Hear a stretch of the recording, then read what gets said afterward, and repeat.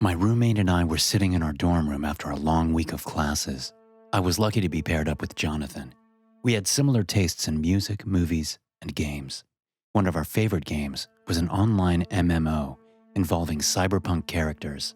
It was a little obscure, but had a cult following. Each of us must have put in 1,000 hours into the game, leveling up and doing quests. Both of us had a real fun time doing it, and we even got several others on our same floor to set up a clan. We were so obsessed with the game that when we were on our phones in bed, we'd be discussing new updates, bugs, and trying to speculate what the developers were cooking up next. There was an online discussion board that most of the fanbase was a part of.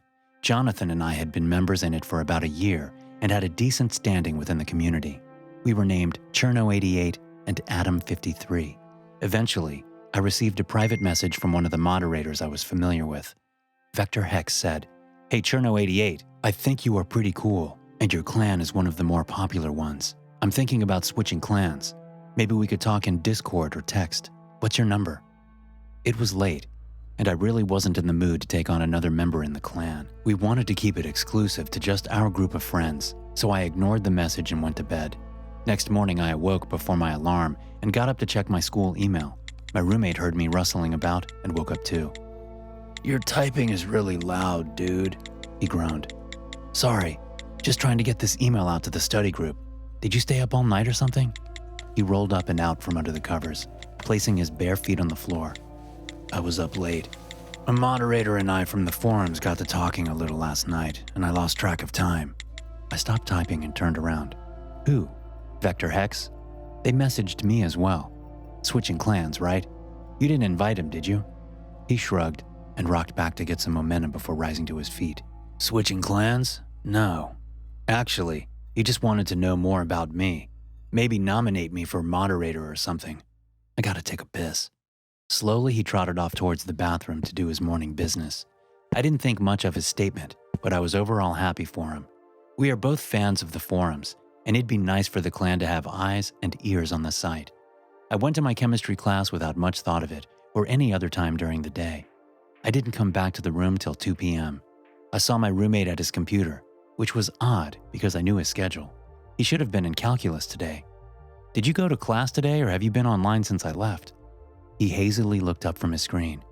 "Online. Didn't feel like going to class." "Are you sick or something?" He panned his head from side to side. "No, just not feeling it today." This went on for a few more days.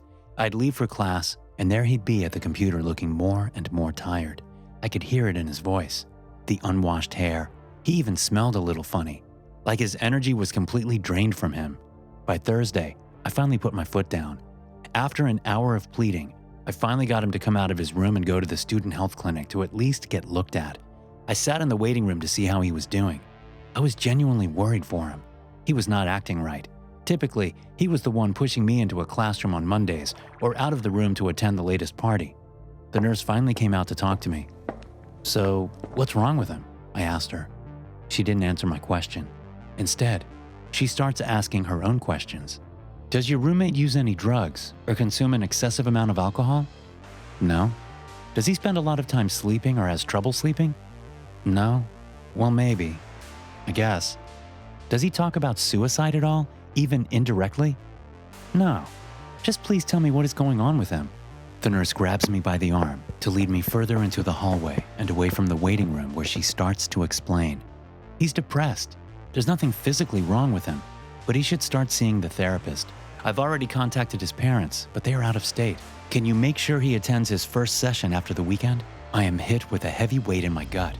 I just simply nod and respond, Yes, of course." With that, I pulled my friend out of the clinic, and we headed back to the dorm room. On Sunday, I found him dead. He hung himself from the ceiling fan. After that, everything just stopped. I was moved to a different dorm, and that was it. I have regular visits with a therapist now. I still can't understand how he turned so quickly. One day he is fine, then a week later completely gone. After some time went by, I finally started to get back on track with my hobbies. Looking through my forum messages, I see a few well wishes from some of my private friends. There was another name I didn't recognize. Again, another person wanting into our clan. I hit ignore and went to bed. It was another sleepless night of tossing and turning. I was alone in the new dorm room with only my thoughts in the dark. Since I can't sleep, I turn to my phone. A little bit of browsing to dull my mind. I see more messages from the forum. Opening my inbox, I nearly sit straight up in bed. It was from Jonathan. His handle, Adam53, was right there. Sent only an hour ago. Adam53 said, "Sup, Cherno88, you've been in the game a long while. I got some resources to trade.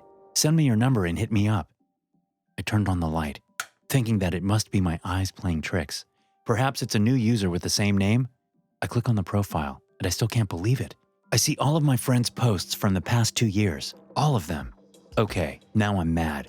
Somebody hacked into the site and got his account. I messaged the imposter back. I typed, "Adam53, I don't know who you are, but you are using my friend's account and I don't appreciate it." Almost immediately I got a message back. Adam53 said, "Cherno, what up? I've been wanting to farm for some items instead of buying them. Lately I've been bleeding money." I typed back, "Dude, you serious? The owner of this account is dead. Get off. I'm reporting you to mods and admins." He responded with, Whoa, what's all this about? Want to talk about it? What's your number?"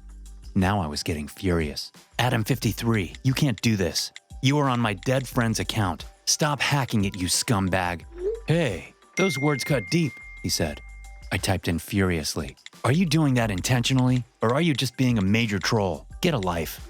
I closed the tab after that and immediately went to one of the mods on the site to report the person. Quickly searching through my inbox, I found the one that messaged me last week, Vector Hex. I took a couple of screenshots of my back and forth and spent the rest of the night writing a long, detailed post of the situation. I told them about Jonathan's depression and sudden suicide. I really opened up to this person. Hopefully it was enough to go off of and get this troll banned. This was the last thing I wanted to be dealing with. Finally, I included my number so they could text me updates. I had a busy day of classes and really wanted to know the second it was taken care of. Sunrise finally crept up on me, and I put the phone away. I was exhausted, but I had to get up and go to my classes. The whole day I really struggled with trying to concentrate. I could barely register when classes ended and began. Maybe I should have just skipped a day. After a long day of several classes, I finally shuffled back into my cold dorm room. I was about ready to lie down when I remembered that I didn't get a text or update all day. I got up to turn on my laptop and log in. The inbox was empty. Maybe they were still discussing it with others? Or maybe I was just expecting too much from volunteers on a website. I go browsing into the recent posts, trying to see if there's been any traffic on the troll. I can't be the only one being targeted. One thread caught my attention, and it was posted by none other than the troll posing as my dead friend. I clicked on it. Adam53 posted, "Hey all, I regret to say that I'm going to be taking some time off from the site. My personal and mental health have not been the best, and overall, I feel pretty drained. I will always have a lot of love for this site and the people I've made friends with online. I hope this community grows and grows. Take care and stay sharp. Later." What the fuck? Okay, so they're leaving. That's good, I guess. Such a strange way to go about it. The jig is up, so why are they still trying to play this game? Is it intentional to drive me crazy? Feels really personal at this point. I scroll down to the replies. Maybe some mod or admin will call him out on this bullshit. One user replied, "Don't worry, it gets better. Take it easy." Another said, "I've been where you are. Try and take it easy. If you ever want to chat, let me know and let's connect." The last reply read, "Take it easy. Hope you find the help you need." A lot of well wishes for a troll, it seems. Nobody has a clue. I scroll down further and even see some of the mods replying with positive comments. Jonathan had a lot of connections on the forums, and they all seemed to be coming out to show support. If only they knew that he hung himself. If only they knew that I found him lifeless on my dorm room floor. Then I get down to the bottom of the thread. Vector Hex said, "Hey man, try and keep your head up. It was good to know you while you were here. Please take care of yourself." Are you fucking serious? Is everyone on this site crazy? I actually shouted, loud enough that I'm sure somebody heard me. My heart is racing. I feel like I'm having an out-of-body experience here. Even the mod that I messaged and explained everything, is supporting the troll. Is it possible that they've ignored my message? Is it possible that I'm the one misunderstanding the situation? The thread continues on and on and on. There is no way Jonathan had this many friends. Seems like half of the site is coming out to show support. Even the times I saw people quit the site on good terms, it was never like this. Were they all in on the joke? Were these other people trolls? What the hell is going on? My phone rings. It comes up as unknown. I was just enough out of my mind to answer it. "Hello?" I answered in an irritated voice. "Hi," the person replies back. The voice sounds so familiar. "Hi, sorry, who is this?" I ask. "It's me, Jonathan." I retract my hand from the phone and let it clatter to the floor. My heart is beating out of my chest. Normally, I'd just tell them to fuck off and treat them like any normal internet troll. Except when I heard him say that name, it hit me. It hit me hard like a dump truck. It was Jonathan. That was his voice, I'm sure of it. But it couldn't be. After about a minute of looking at the phone on the floor, I bent down and picked it up. I didn't speak, waiting for him or it to speak first. "Charlie, it's me, Jonathan. You know that, don't you?" My breath is shaky as I answer back. Yeah, sure." "Good." Jonathan, you're dead." "Am I? I never had much of a life in the real world. I'm online now, fully. I'm making my way through the landscapes of the virtual. You can't possibly know what it's like, but you soon will." "Whoa, what do you mean?" I say after a long pause. 3 days. I'll see you then." He chuckles. Then the call drops. "Wait, Jonathan? Jonathan!" Suddenly I get a notification on my inbox. Then another. They keep building up. Messages from random members on the forums.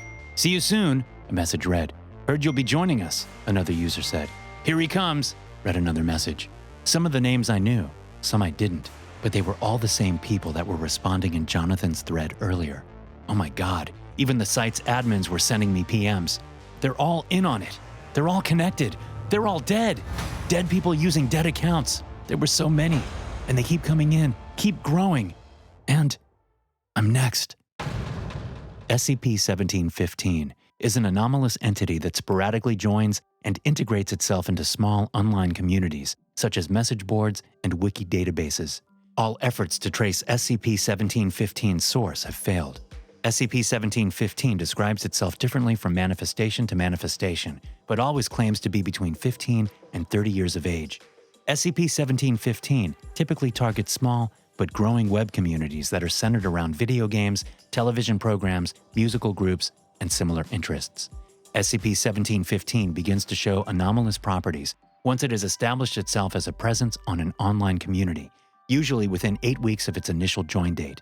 At that time, SCP-1715 will send a number of private messages to other site members, beginning with other popular users.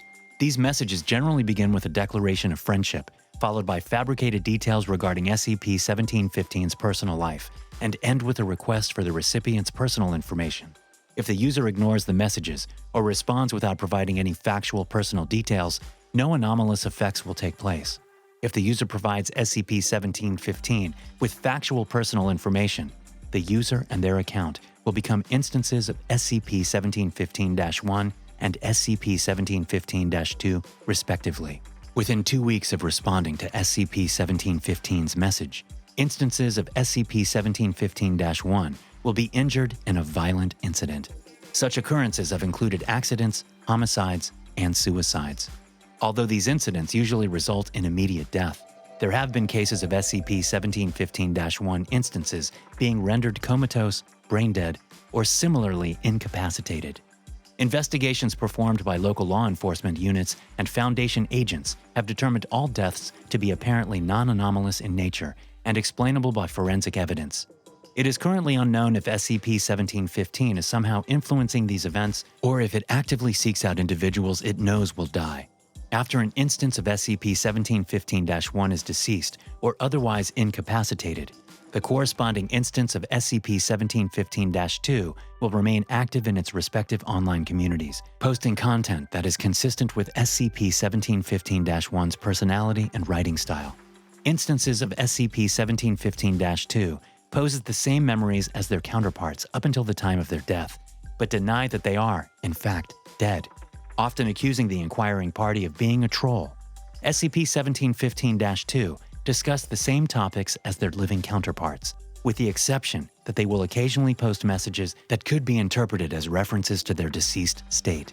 Instances of SCP-1715-2 remain active and prolific members until such time that SCP-1715 announces its departure from the website. Once this takes place, all instances of SCP-1715-2 will reply to the announcement with various well wishes and goodbyes before immediately ceasing all anomalous activity. Beyond their apparently symbiotic connection to SCP-1715, there does not appear to be a limit to the amount of time SCP-1715-2 can remain active.